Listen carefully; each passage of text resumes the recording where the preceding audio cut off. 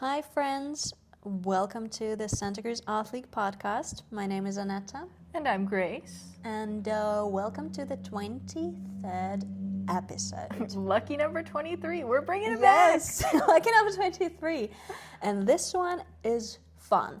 One, spoiler alert, we're not moving throughout the podcast, so... You have our undivided attention this time. Yes, and we are going to talk about the healing power of art, about our animal companions. Our excursion to Los Gatos. We painted outside. Yes. And then what's coming up in the gallery pretty soon and what's on its way out. And we're going to share some artists we like, so stay tuned. Yes. Hi, friends. Episode number 23. Yes, we are getting up there in numbers and staying consistent. Yes, consistency is key. Go us. And go you for being here with us. yeah, thank you. I hope you are doing some crafting or arting or laundry, whatever you need to do as you're watching us. It all chores, goes. Whatever's going on. How was your artsy week? My artsy week. Let's see, what did I do this week? I'm trying to think. So the Watercolor Society show is happening, obviously. Last week was First Friday, and I wasn't here for the reception. I got to go home a little early, which is rare for me for First Fridays. But I heard there were a good amount of sales. There was a lot of people, and everybody's really excited about the watercolors. And we've still been getting visitors, like, during the week, too. Showing up to check out the watercolor and pick up some holiday gifts because that's coming up soon. So, yeah. Sadly for you, when you're watching this, the show will already be over. It ends on 13th. So we told you. We did tell you it was going to be a short one. But you're in luck because Open Studios is coming up next. Yes.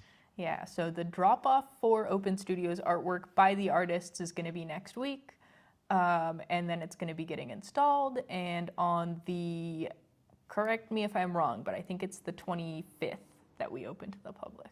Beautiful. Yeah, so that's going to be really exciting. I love Open Studios. It's one of my favorite shows. The gallery is packed. We have about 300 artists showing. There's over 300 artists participating in Open Studios, but not all of them are going to have pieces in the gallery. Some people work larger than the 30 by 30 limit, but some people. Not pointing fingers. Yeah, can't imagine who. But there's a lot of really cool pieces, 3D and 2D. Inventing new dimensions. Exactly. That's what we got going on here on the podcast. But yeah, it's going to be super exciting. Do you have any artists that you're really excited about for Open Studios? I'm looking to, so there's one ceramist. He made my favorite mug that I drink my evening tea out of. So I would be very excited to check out his works, maybe support. But we just have so many crazy talented people. We've got so many talented people. Brent Almano, I hear, is one of the more fun studios to visit. She does a lot of upcycled art, and it's very whimsical. She donates a robot statue every year to Luck of the Draw. So I'm excited to finally, if I get the time, to go and see her studio this year. Yeah, that would be fun. Maybe we can coordinate and plan a carpool. A little excursion. Because there's just so many places and not enough time, honestly. I wish we had that all year round because that's just such a fun event. It really is. It's really great. Also, the Santa Cruz Art League is having its 106th birthday on October 11th. So we're going to have some cake in the gallery, and we're thinking of we've recently met a gentleman who volunteers at the library, and he's been archiving some old Art League documents. So we're going to see if maybe he wants to come and share some stories. That would be so cool. Yeah, it's going to be really exciting. And so if you guys want to help us celebrate our 106th birthday, I will send Anetta a link where you can donate and wish us a happy 106. We look amazing for 106. She preserved well. What's her secret? I know, just pure love, passion, and tenacity for the good cause. It's such a good time. And talking about Luck of the Draw, have you donated your art? Have you? There is a link on our website where you can register your artwork to donate. You can donate as many pieces as you want to. We just ask that they be valued at 150 or more. And then the drop-off date for those artworks is going to be after Open Studios, and we put them all up in our gallery. And I think that tickets are going to be on sale as soon as Open Studios starts too. So if you're excited to get some art for your home or just, support our organization, that's coming up soon. We obviously are going to keep you updated.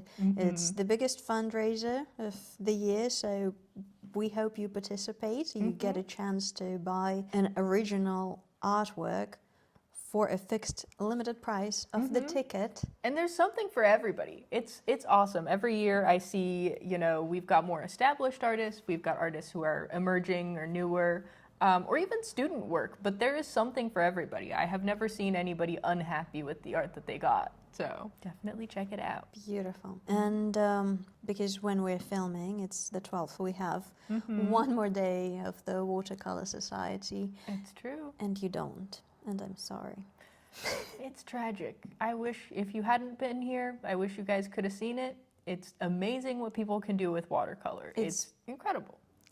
Talking about watercolor, the little outing that we had on Sunday. Yes, we had an excursion up to Burrell School Winery. There was a little bit of footage in the last episode. Yes, I put a little sneak peek, even though at the time when we were recording it hasn't happened. By the time I was editing, it already has. So you got a little sneaky little peek. But it was so fun. It was so much fun. It's really nice. I love being able to go out in nature and paint, and the people were super sweet. There was like a bunch of high schoolers who were playing jazz. I just love like the gift economy style thing that happens in our communities, where like these teenagers, in exchange for playing, the owners of the winery gave their parents wine, and then the parents like paid their kids to play.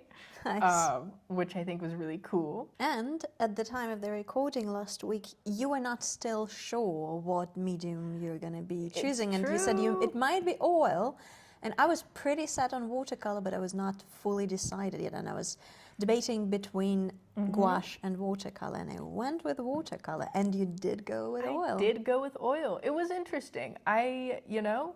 I'm not used to oil. It takes a long time to dry, even though the more experienced oil painters who were there were like, it's drying so fast because it's warm.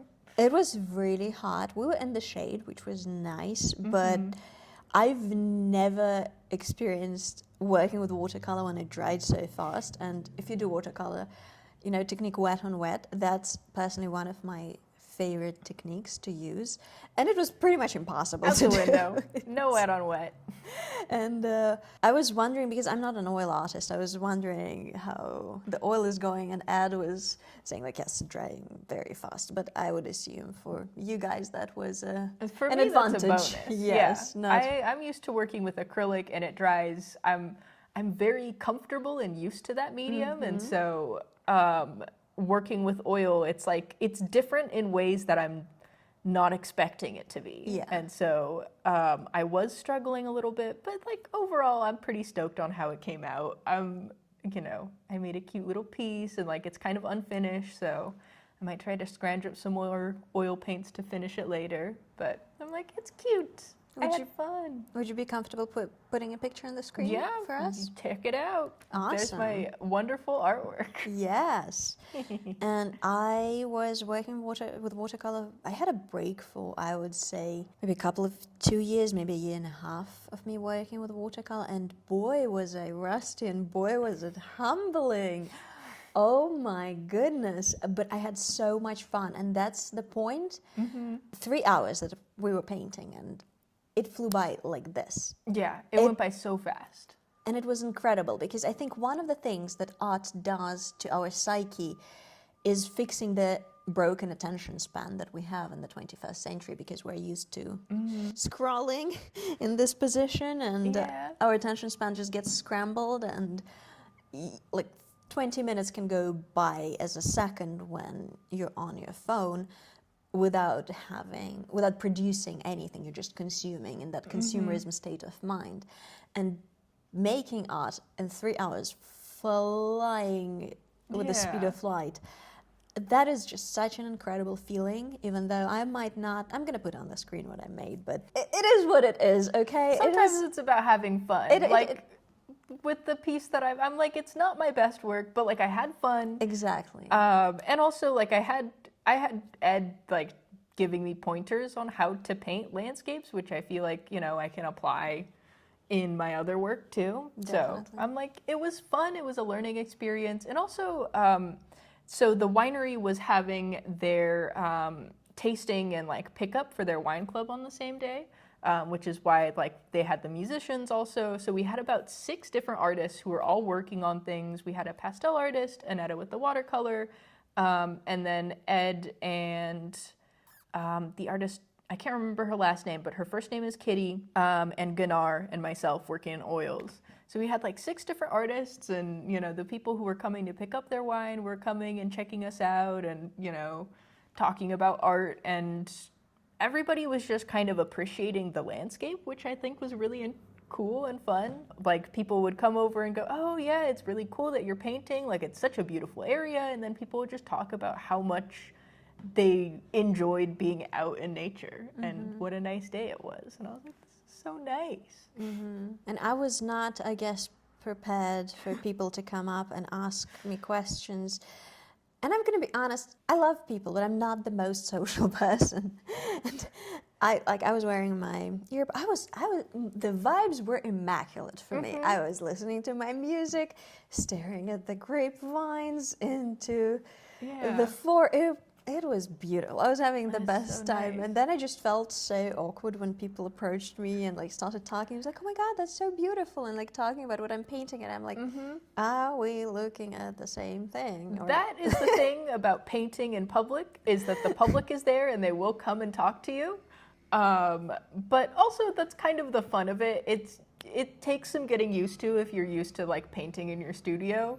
I have kind of the best of both worlds in my studio because we have like shop hours, so people still come by and talk to me while I'm painting, but not to the extent if you're like a plein air painter or if you're at like an event setting. People will come and talk to you and like ask you questions, and also I'll get a lot of like, I can't even draw a stick figure, and I'm like, I believe you, but I think if you gave yourself the chance, you could probably do 2 stick figures. I firmly believe in that. Everyone is creative. Everybody can, but it's a good time. It was so fun, and just having those 3 hours dedicated to just pure creation for fun, surrounded by people who are there for the same reason, enjoying the process. I mean, Ed obviously was creating one of his masterpieces. Of course. He's on a different wavelength. He's just incredible. I'm just there to have a good time, but also like, I don't know. It's so cool getting to see people who are like really good at what they're doing work, and so that was also really fun. Wait till you see me cutting circles. Yeah.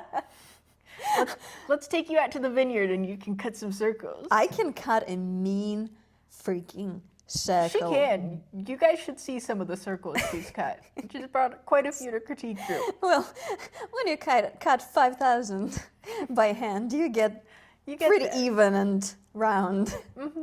So it's all about the practice, and doing something that is not your specialty is so important. And like that little, I needed that little humbling, honestly, of like, and it was not terrible, but it's not. Yeah, I feel like what I made wasn't terrible, but it's not something I would like put up in my studio to be like, look, this is my art. Like it's not portfolio quality. Yeah. But it is a fun exercise. yeah, definitely. And I made like 2 little cards. The second one I went with, I decided or tried to go more contemporary. I didn't want to be realistic because that's so funny. In the previous episode, I was like, no to realism. Yeah, we talked mad smack about realism. I know, and then I'm just like, look at me painting a freaking landscape. Yeah. And I just could. It was really beautiful. It was hard not to, honestly. It's a gorgeous space. I ended up painting like a little Quonset hut that I saw because I was like, oh wow, beautiful vineyard. Those look like some straight lines that I can handle. I love that. I honestly love that. Look, hey, when you get a vision Yeah. You just gotta go with that. You know, I'm just a big fan of still lifes, so if I see a building that looks like a block, I'm like, that's what I'm gonna do. And for my second one, I went with a grape that kind of like was bordering on the realism, and I was trying real hard to pull it out of that direction and just like adding some ink post production, And so some to say. sparkles. Yeah. So I had fun, and that's what matters. That's more important.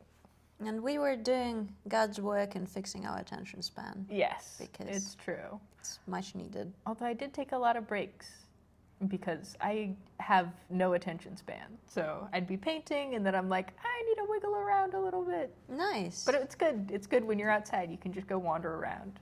Yeah, and it was just such a beautiful day. We live in such a beautiful place. It's a blessing. Gorgeous. Yeah. So a huge thank you to the folks over at Burrell School Winery for letting us come and paint.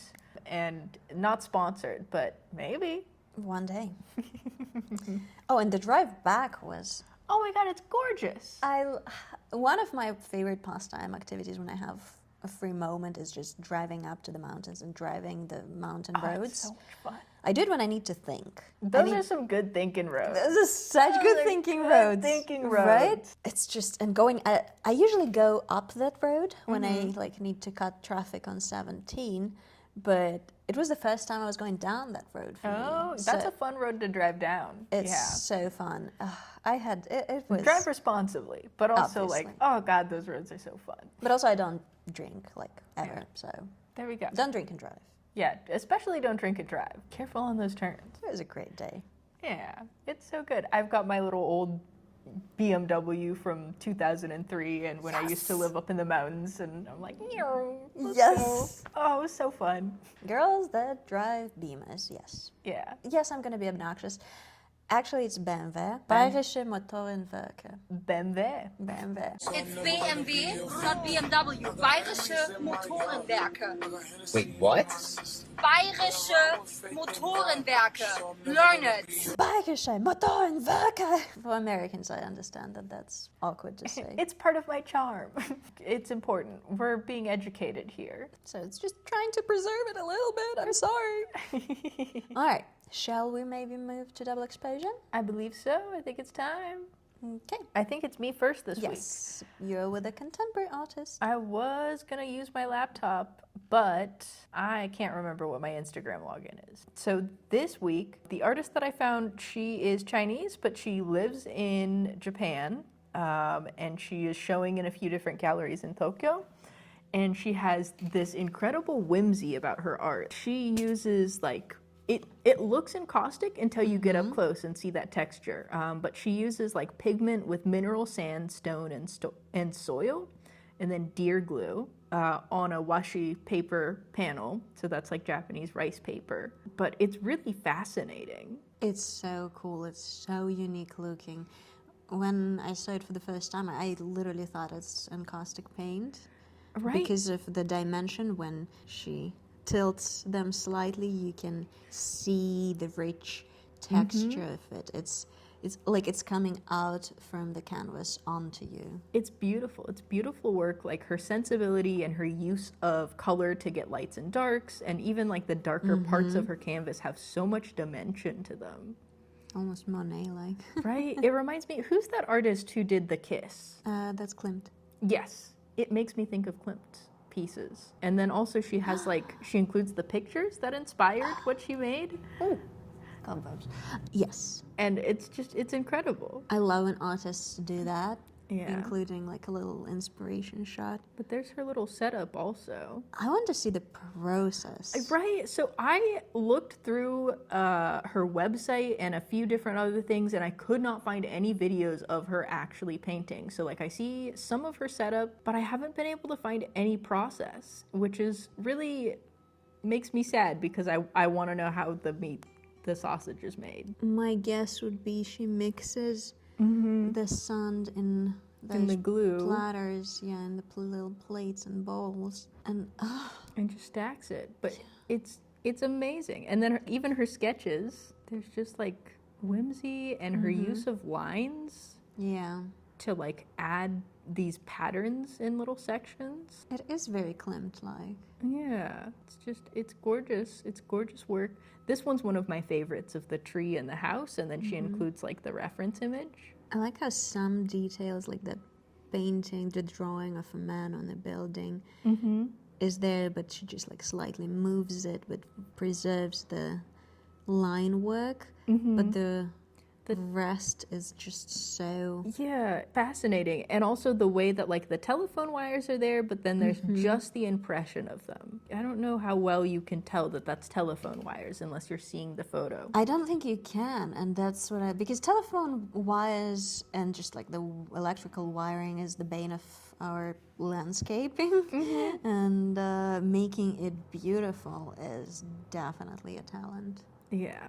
Her work is so gorgeous, and she talks a lot about like how imagination is important in her work.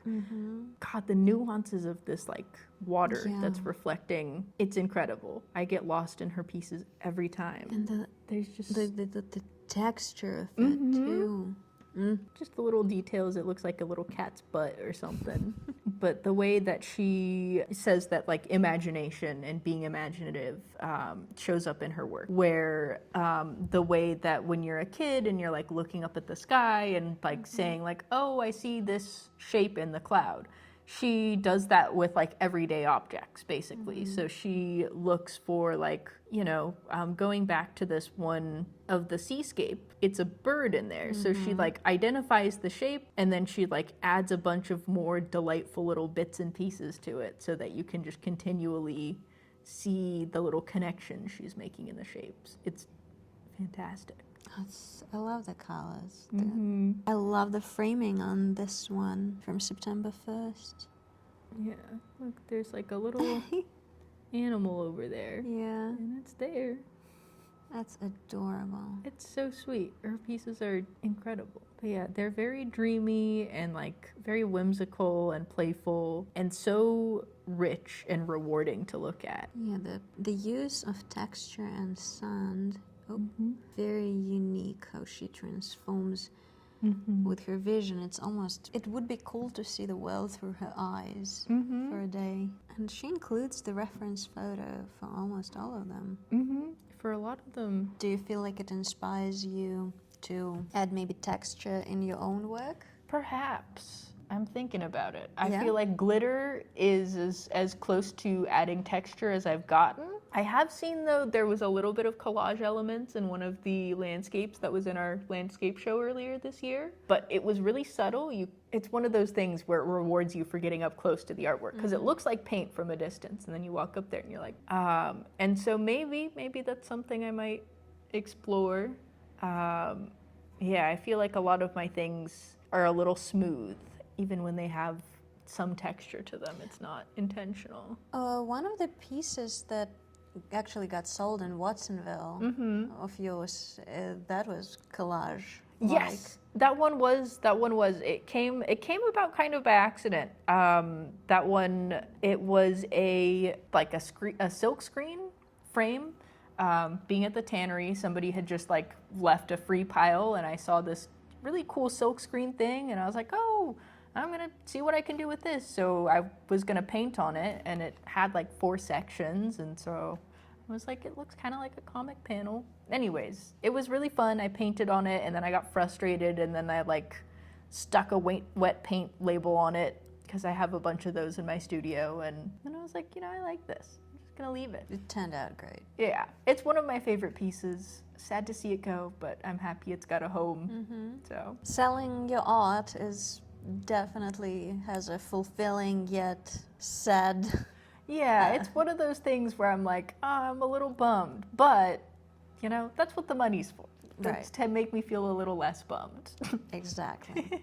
I feel like for me, it's much harder to work in one plane. Just paint, just watercolor. And I think maybe that stems from my education, because when I was in art school, like all of the classes were obligatory, like drawing, painting, all of that, but my specialty was ceramics. So ultimately like sculpture. You're like, I need a little more height on this. My love for 3D and texture is undying, and wall art and wall sculptures I think could be possibly my favorite way.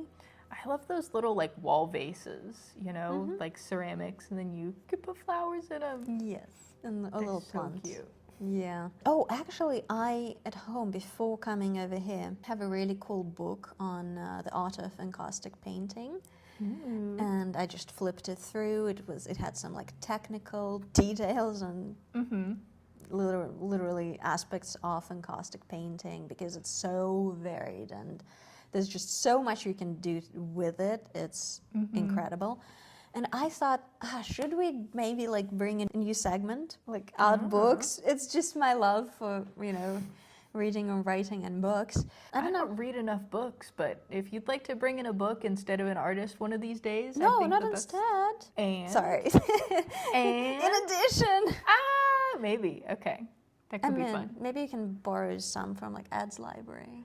He does have an extensive, Right? an extensive array of books. Pick your favorite, flip through. I mean, you gotta like read and be acquainted with. Am I being assigned homework? I'm sorry. That's okay. I just art books is Books are some fun. of the best things that happen to this world. Come on. I just like looking at the pictures. I mean, I'm gonna bring in my comic books. I don't see why not. I think it's actually a great idea. That Chris. could be fun. Yeah, it's literally visual art. It's art. It's a book. There we go. So okay, give us Let us something know. to Maybe one of these weeks we'll bring in some books that we like, and we'll give you some recommendations. hype up Grace so that she doesn't feel bad that I'm assigning her homework. Please. I'm just excited for books. I'm sorry. I have so many cool art books. I'm just scared because I never do my homework. I was such a bad student when I was a kid. I would like get assigned homework. I'd go home. I'd just not do it because I was distracted, and then I'd get in so much trouble the next day because they're like, "Why didn't you just do your homework?" And I was like, "I forgot." I was rebellious, but I was a really good student because I have a really good memory. So what I would do is I would go to the bathroom right before the class. During the break, I would read it, and I read fast too, and I would memorize it, and then I would be able to recite it like I've studied all day before that. Oh my gosh. Yeah. Gah. But the retention is a different thing. So like to retain information, a lot of the time I need to write it like by hand, and it works impeccably. That's how I passed my banker licensing. I would just write down Just the write all notes. the things down. That's pretty good. I wish I could remember things for more than 2 seconds. I mean, depends on how important they are. This is true. Practice makes perfect, I guess. I just Exactly. gotta start trying to memorize things more. Talking about memorizing things and encapsulating them in time, shall we move to the... Annetta's artist. Yes, I brought a really exciting to me artist. We're going to be talking about Julia Margaret Cameron. And she's considered one of the most important portraitists in photography of 19th century. You beat me to a photographer. I was gonna do a photographer last week, and then my shirt. I was like, I have to do physical summer. Gosh, you beat me to it. Okay. Yes, because I was thinking that we haven't done We photography hadn't done so a far. photographer yet. Exactly, and that's I was like, well, I feel like we got to start from the beginning. Yeah. And we gotta go old obviously, school. I'm gonna talk about a woman. They've had enough spotlight. Men had enough spotlight. Thank you. No. Julia Margaret Cameron, incredible photos that I bet you would have seen some of her work. You just didn't know who she was, and Whoa. she actually captured the Charles Darwin really famous portrait. Yeah, I've seen that in all of my, I want to say geology, that's not the right word, biology textbooks. There we go. It's so incredible. Her photography is so good. It's beautiful. It's like, it's glowing. And the fact that it was done in late 1800s, I feel like to have the depth and the capturing of detail, even with modern film photography, it's really technically hard to achieve these days. And just to understand how monumental that was, I'm going to put a photo of what the camera looked like in late 1800s, and that it's not just, Yeah. Us little hipsters running around with our cameras. Yeah, you're like, oh, that's a pretty big camera. No, they were bigger than that. It was a process to make it happen. Yeah. And the fascinating thing about Cameron is that she started photography at the age of 48. Oh. So she was 48 years old, and actually she was encouraged by her daughter. I think daughter was 12 or in her teen years, and she encouraged her to take up photography. That's so sweet. Yeah, that's... See, it really goes to show it's never too late. I know a lot of people who stop doing art for a little bit because life happens, or maybe you never got into it when you were young, but it's never too late to start. Exactly. Thank you. And that's part of why I decided to bring that element to it. And Alice Liddell was one of her favorite muses, and I'm sure some of you might have seen this photo. It's very famous. It's just so striking. The emotion that she manages to portray through her art, and at the same time the composition. Right, the compositions Incredible. are very painterly. Yes, they are. And incredible. It's beautiful work. It's like got that kind of very romantic and like hazy, warm feeling to it. This one looks like that one painting of Ophelia. Yes, it does. Just to emphasize how incredibly challenging it would have been to compose a shot, to like literally put an object and make it look.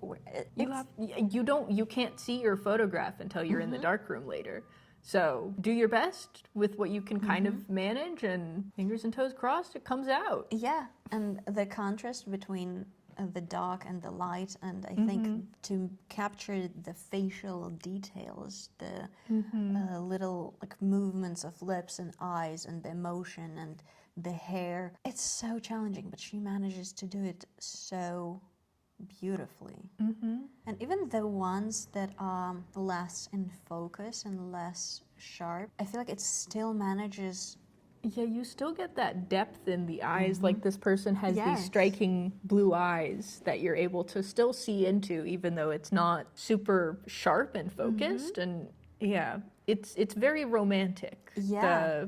The haze. And the contrast between the dark and the light, and just like the values that you can see, and the little lip lines in her lips, and the cleft chin. There's so many just beautiful nuances. And I feel like if you forget to wipe your iPhone's camera, It does that. like it does that, but to much less impressive.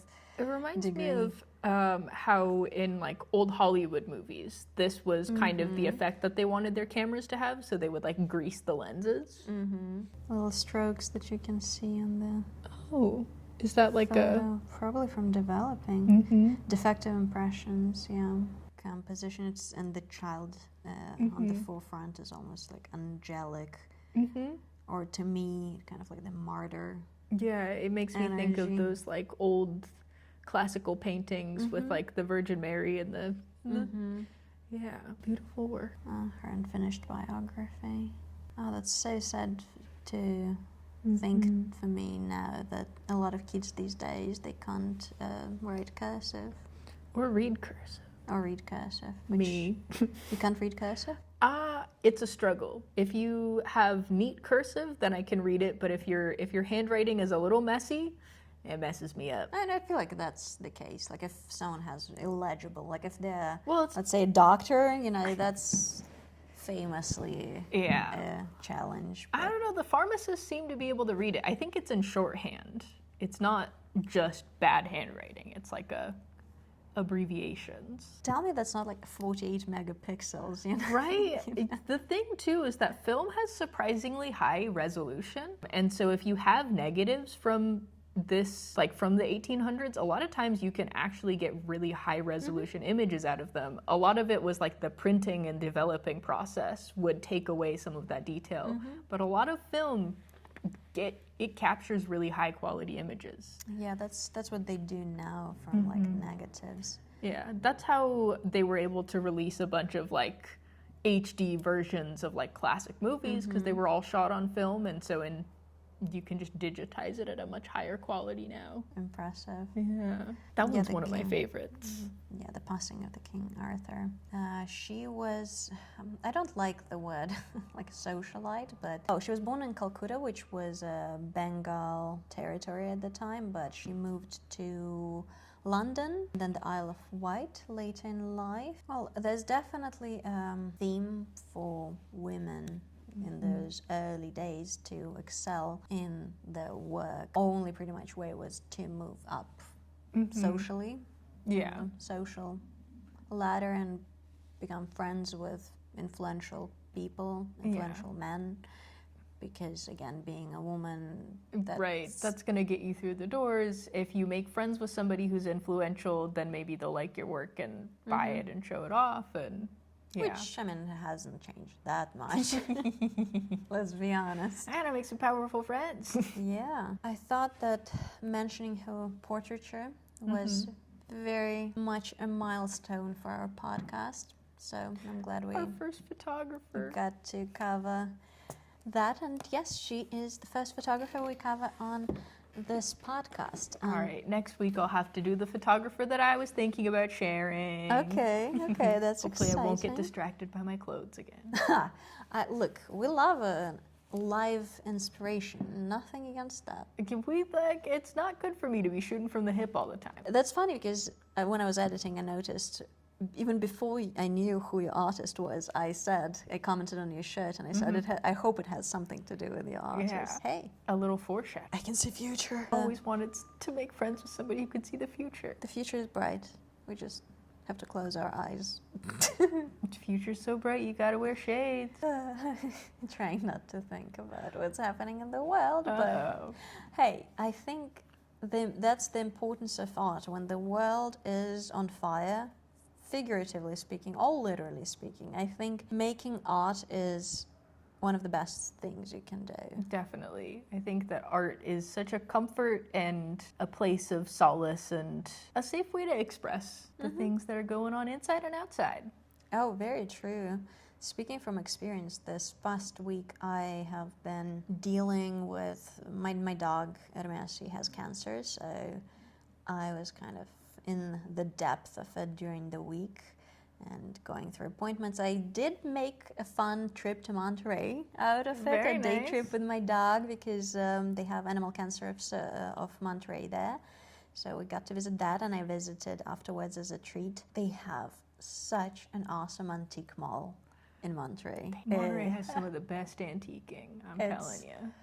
So good. I bought a giant antique measuring tape. Exciting. And fun. And a camera lens, like an antique camera lens. What? Yeah. That's so cool. It's so cool. And Hermes got to be pat by everyone, and he was so patient with me while I was looking through clothes. But to be able to compose myself and deal with the hard things that I had to deal, there was a moment where I was just so distraught, and literally the only thing I could do was just to glue my freaking circles onto the board, because just the pain of everything was so high that doing anything, the existing was way too painful, and that was the only thing that was bearable. And I ugly cried for a little bit, and then I was like, oh, do you know what, that's actually fun, and that helped me with it. I feel like there's something about process-oriented art that is super grounding, where you're just doing like a kind of repetitive, there's plotting and there's thinking involved, but it's just about doing a bunch of things over and over again. It just really helps get you situated back in your body. And that's such a great point, because a lot of the times with my art, people comment, oh my God, that had to it has to take so much patience because it's such a meticulous work. But to me, that's the easy part of it, honestly. And I think your point is spot on, where I would be, I actually filmed it. I don't think it will ever see the light of day by public, I hope. Unless I can come up with something artistically to tie it. But I would be just like bowling my eyes and like, I'm so scared. Oh no, this needs a green one, not a pink one. It's just like, and that's, you know, almost comical. Yeah, sometimes you just crying onto your sketchbook, you know? It's like Yeah. that. Yeah. Yeah. For me, I always think of like side work, I guess. Like if you've worked in restaurants before, like rolling the silverware or like just like the little things that you have to do where it's like a bunch of these tiny prep tasks. That you had, like that I've always found super grounding. So like anytime I'd go into work and I'd just be like listening to music and like chopping my vegetables and like I don't have to think about anything but like the little task at hand. Yeah. Or like Ed Penniman had a bunch of open studio cards to send out, and so I was like putting the stickers and stamps on like 90 cards. Whoa. And I was just like, this is so nice. I just get to like beep beep. Meditate. Yeah, it's Yeah. nice. It's a nice thing. And ironically, tying it back to my point that art helps, the reason why I'm able to function and be composed and not, you know, break down and do the things I actually need to do with a cold mind is because like I let it out. I found a not productive, but what's the word I'm looking for? Like Well, you are producing, so yeah. it's productive. productive outlet for those emotions. And you know, I've pulled out impossible where like I needed an appointment with like a dog dermatologist in Los Gatos in Silicon Valley, and they had like a waiting list and like I don't know for how many months, and I was like, I am going to get that appointment even if I need to stalk this man and show up at his doorstep with a basket of muffins. I will do it. Long story short, I had an appointment in 2 days. Let's go. So What did you bring to his apartment that got you that appointment in 2 days? okay, just to make it clear on the record, I did not stalk the poor man. A gun. I didn't. It's just, no, none of that kind. I did not have to resort to that. Not saying that I wouldn't, because Yeah. that's my dog. Yeah. But you were like, I'm getting close. Exactly. So just the power of art. To Yeah. put it on the record, it's just the Okay. power of art. Just art. And I finished the artwork that I've been working on for like a couple of months. I finished the artwork, got the appointment. Don't tell me art is not healing. In this case, it's not only healing you emotionally, it's physically healing your baby. Oh, thank you. Yeah, I'd like to think that. And my dog is doing better. And Yay. we have an appointment towards the end of September. We're going to do a little mommy doggy trip Oh, fun. to Los Gatos. We're going to have probably some antiquing included Yeah, it's important. and art galleries. He's a very cultured man. Oh, it sounds like it. He's like literally one time I was in San Jose, and he's a really well-behaved guy, but he just like pulled me, like I wear a leash on my waist so that my hands are free, and he just like pulls me to like a building, and I'm like, okay, I guess we're going, because he's really strong, he's a pit bull. And it was like an art pop-up of it's incredible. I'll insert the footage and I'll show you. It was a pop-up for, I think there was some deportation papers and like some graffiti art and That's so cool. some like towaway signs that were painted over. Ooh. It was like very contemporary, and it was just like such a fun crowd, and my dog just stood there in the middle just like looking around, wagging his tail. Very pleased so with happy himself. with himself. Look what I put you on to. I know. Like, well, Aw. isn't my dog so artistic? I'm so proud of him. So he's into art. Hell yeah. Art dog. Yeah, and Art Kitty Mink is he's an artist. He is an artist. He's been involved in my art. He's met artists as well. He's been to David Fleming's studio. And some of his art and Grace's art. Yeah, our sold. collaborative pieces. Yes. Yes. So he's a successful He's artist. getting there, yeah. Also, my studio at the tannery, sometimes like our local kids will show up who live at the tannery to be like, is Mink there? He hasn't been for a little bit. And I'm like, oh, no, he's not in today. And they're like, okay. And they just turn around and leave. And I'm like, what am I, chop liver? Well, I'm sorry.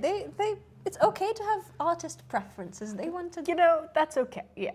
They're Mink's friends. They're not mine. Yeah, and if you haven't seen the episode that we actually filmed at the tannery with the guest star Mink himself, we're gonna leave it below and maybe in the cards I'll over see there. if I can add it to our recommended at the end of the video. So you can watch that one and It see wa- Mink. It was such a fun episode, actually. It was such a good time. I liked that one. And Mink was just in his element, in his studio, Yeah, his that's personal his studio.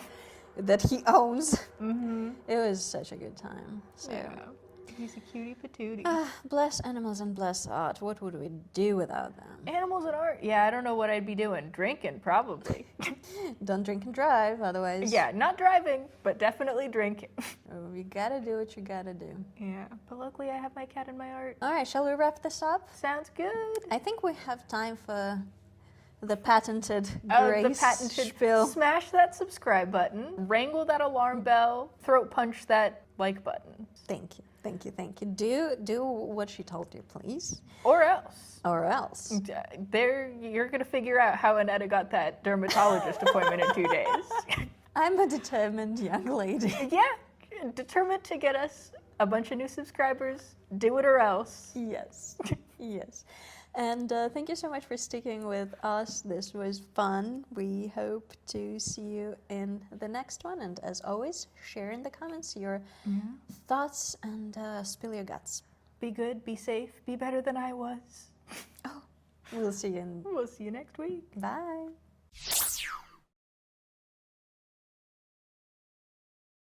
Cosplaying cozy grandma today. It feels very, if you've seen Winning Time, it feels very Larry Bird. He owned the Lakers. It's a really good show. Okay.